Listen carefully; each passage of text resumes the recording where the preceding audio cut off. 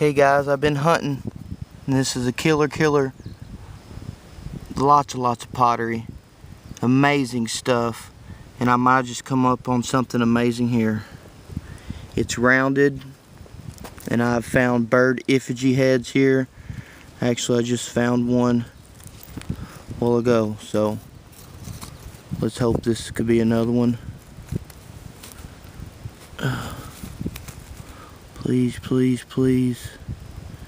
be a bird effigy. Please be a bird effigy. Please.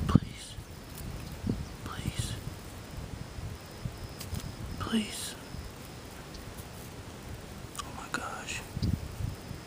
It is. There's the eyes. What is it though? What is it? Oh my gosh. There's the eye. There's the eye and there's the beak. It's another one. There's the neck. Oh my gosh. That looks more like an eagle.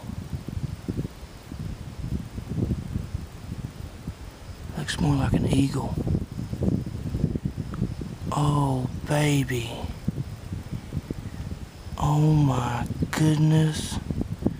There's his two eyes, the rim of his head, his beak.